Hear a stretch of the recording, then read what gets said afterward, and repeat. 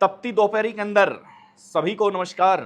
अपने अपने घरों में मस्त रहें, क्योंकि बीकानेर, सीकर, चूरू यहाँ पर 10 बजे के बाद में हीट वेव निकलना मना है आपका। आप अपने घरों में दुबके रहें। लेकिन एक ऐसा लड़ाका है जो लगातार शहीद स्मारक पर अपनी मौजूदगी दर्शा रहा है। दरअसल उस लड़ाके का नाम हनुमान बेनीवाल है। हनुमान बेनीवाल लगातार चर्चा का विषय बना रहना चाहते हैं, या फिर गलती से मिस्टेक हो जाती है, ये तो कौन कहे और कौन जाने। लेकिन हनुमान बेनीवाल ने आज क्या प्रतिक्रिया दी है कि राजपूत को जो लग रहा है, राजपूत कम्युनिटी को, वो कहीं ना कहीं गलत है। हनुमान बेनीवाल ने यह साफ किया है कि ऐसा जैसा आपको प्रतीत हो रहा है वैसी चीज़ें नहीं हैं। आपके दिखने में चीज़ें अलग है, समझने में चीज़ें अलग है, लेकिन ऐसी चीज़ें प्रतीत नहीं हो रही है। उन्होंने ये कहा कि राजा महाराजाओं के समय सभी राजपूत राजा नहीं हुआ करते थे। राजा कोई एक हुआ करता था, लेकिन उनके साथ मिलकर के उनके अंडर काम करने वाले अनेक लोग ऐसे हुआ करते थे, लेकिन राजा तो एक ही हुआ करता था। और मैं माफ़ी मांगने की किसी भी हालत में नहीं हूँ। अगर आपको माफ़ी मंगवानी है तो सबसे पहले इतिहास चेंज करें।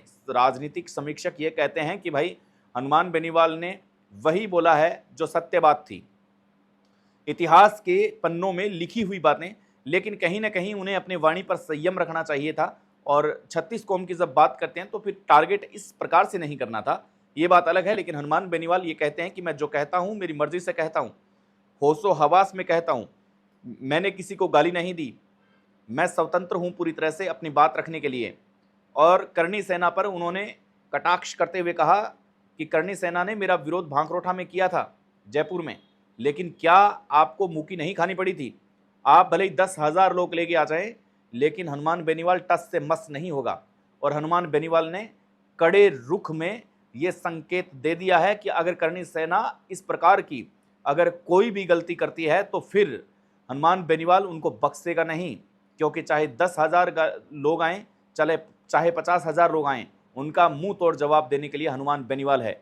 और अगर हनुमान बेनीवाल को खरोंच भी आती है तो इसका अंदाज़ा फिर आप लगा सकते हैं। जो ये उनके तेवर थे, ये तेवर बहुत ही गर्म थे, और आज हनुमान बेनीवाल काफ़ी नरम थे। हालांकि उनके जो शब्द थे उन शब्दों में तारम्यता थी। उनके शब्दों को डिकोड करने की अगर हम कोशिश करें तो हनुमान बेनीवाल सटीक एकदम निशाना लगाने की कोशिश कर रहे थे। हनुमान बेनीवाल वो बात करने की कोशिश कर रहे थे जो बात शायद वो बोलना चाहते हैं। उन्होंने कहा कि माफ़ी किस बात की मांगे, क्या भला मैंने कोई गुनाह कर दिया है? इतिहास को बदल करके पढ़ना मेरा स्वभाव नहीं है।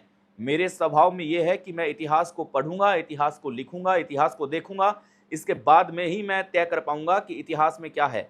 और मैंने इतिहास की वही बातें बोली है जो इतिहास के अंदर अंकित है, इतिहास के अंदर लिखी हुई बातें हैं। इसमें कोई दो राय नहीं है कि इतिहास के साथ कोई छेड़छाड़ हुई है या फिर नहीं हुई है। ऐसे में पूरा दिन सियासी दौर का गुजर रहा है। इस सियासी दौर में हनुमान बेनीवाल ने यह भी कहा है कि मुझे बहुत पहले गालियां दी गई थी, लेकिन वो मुझे गालियां नहीं लगी, माँ बहन की गालियां दी गई थी, लेकिन वो उन्हीं को लग गई, क्योंकि मैं ऐसी गालियों को लेता नहीं हूं। यहां पर यह स्पष्ट है कि हनुमान बेनीवाल के लिए किए गए बयानबाजी हनुमान बेनीवाल शायद सुनते ही नहीं हैं। हनुमान बेनीवाल का ध्यान भटकाने की कोशिश हो रही है। ये उनके समीक्षक है, वो कह रहे हैं कि हनुमान बेनीवाल को रास्ते से भटकाने की कोशिश हो रही है। ऐसे में जब 1 लाख युवा 25 तारीख को एकत्रित होंगे तो हनुमान बेनीवाल को कहीं ना कहीं पैनिक हो, कहीं डिप्रेशन में डालने की कोशिश की जा रही है। हनुमान बेनीवाल ने इतिहास के साथ छेड़छाड़ नहीं की है। हनुमान बेनीवाल ने वही बोला है जो उसे उचित लगा, जो उन्हें बोलना चाहिए। और हनुमान बेनीवाल ने बड़े तीव्र शब्दों में कहा है कि मैं राजपूत समाज का विरोधी नहीं हूं, राजपूत जाति से मेरा कोई विरोध नहीं है, मैं 36 कौम की बात करता हूं।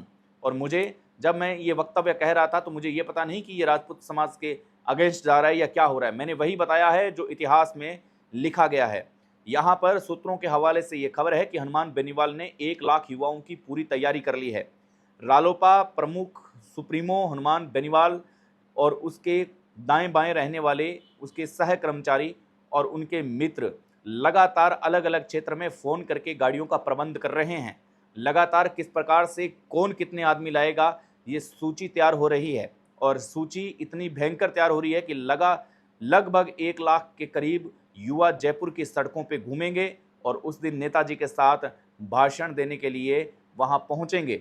ऐसे में कई लोग ये कयास लगा रहे हैं कि भाई हीट वेव है, हीट वेव के अंदर सरकार ने ये मना किया है कि सुबह 10 बजे से लेकर के आपको शाम 4 बजे तक आपको अपने घरों में रहना है, कहीं कहीं 6 बजे तक आपको अपने घरों में रहना है, बाहर नहीं निकलना है। ऐसी स्थिति में क्या हनुमान बेनीवाल पर कानून का शिकंजा ये पड़ेगा कि आप 1 लाख लोगों को हीट वेव के अंदर इकट्ठा कर रहे हो? तो ये भी हनुमान बेनीवाल के पास तोड़ है। हनुमान बेनीवाल समर्थित लोग ये कहते हैं कि नरेंद्र मोदी 22 तारीख को पलाना बीकानेर के अंदर आ रहे हैं और वहां भी लाखों की संख्या में लोग आएंगे।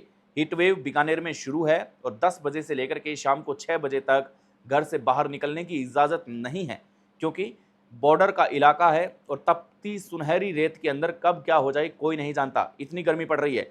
लेकिन नरेंद्र मोदी 22 तारीख को जो यात्रा है, उनकी दौरा है, वो कभी रद्द नहीं होगा।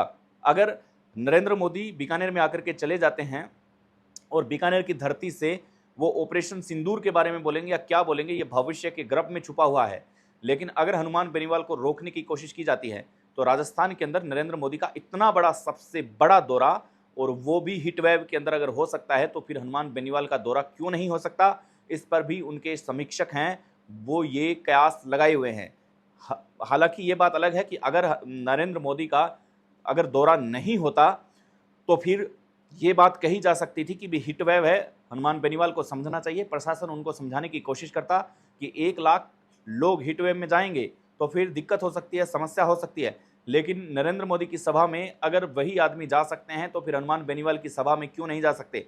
अब ये राजनीतिक दवेस्ता माने या राजनीतिक का आपसी गुण माने, ये क्या हो रहा है क्या नहीं हो रहा, लेकिन 22 तारीख और 25 तारीख को हमें ये पता चल जाएगा कि कितना राजस्थान के अंदर हीट वेव है। ये बातें अलग है कि हम इसे समझने की कोशिश कर रहे हैं। चलिए अब आपको समझाने की कोशिश कर रहे हैं, मुख्य मुद्दे पे लौटते हैं कि हनुमान बेनीवाल को करनी सेना के राज शेखावत ने ये कहा था कि हम घर में घुसकर जवाब देंगे। इस पर हनुमान बेनीवाल ने ये कह दिया है कि ऐसी गलती कभी मत करना, हनुमान बेनीवाल को अगर खरोंच आई तो फिर हिसाब लगा लेना। पहले भी ऐसी कई गालियां निकाली गई थी, लेकिन उन गालियों को मैंने सीरियसली नहीं लिया, वो वापस उन्हीं को लगी है। ऐसे में 2-4 बातें ऐसी हनुमान बेनीवाल ने कही है कि मुझे माफ़ी मांगने की उम्मीद यहाँ नहीं लगती। और मैं भला माफ़ी क्यों मांगूंगा? क्योंकि मैंने वही बोला है जो इतिहास में मैंने पढ़ा है, इतिहास में मैंने उसे सुना है। ऐसे में हनुमान बेनीवाल का साथ देने के लिए अलग अलग तरीके से लोग आ रहे हैं। हनुमान बेनीवाल को प्रोटेक्ट करने के लिए ट्विटर पर, एक्स पर लगातार लोग अपना साथ दे रहे हैं, लगातार रीट्वीट करने की कोशिश कर रहे हैं। ऐसे में हनुमान बेनीवाल की जो 1 लाख वाली रैली है, ये रैली नहीं, लगता है कि ये रेला बनने वाला है। और अब तुलनात्मक अध्ययन भी होने लगा है। राजनीतिक विश्लेषक और समीक्षक ये कह रहे हैं कि नरेंद्र मोदी 22 तारीख को बीकानेर की धरती पर आ रहे हैं। क्या बीकानेर की धरती में भारतीय जनता पार्टी के तमाम वो युवा विधायक हो या पुराने विधायक हो, वो नरेंद्र मोदी की सभा में अनूपगढ़ जिला अनूपगढ़ विधानसभा क्षेत्र गंगानगर, यहाँ से लोग आएंगे नरेंद्र मोदी को सुनने के लिए। अगर नरेंद्र मोदी की सभा में अगर भीड़ नहीं होती और 1 लाख से ज़्यादा हनुमान बेनीवाल अगर वहाँ पे भीड़ इकट्ठी कर लेते हैं तो हम ये मान सकते हैं कि हनुमान बेनीवाल का राजनीति के अंदर कद और बढ़ने वाला है।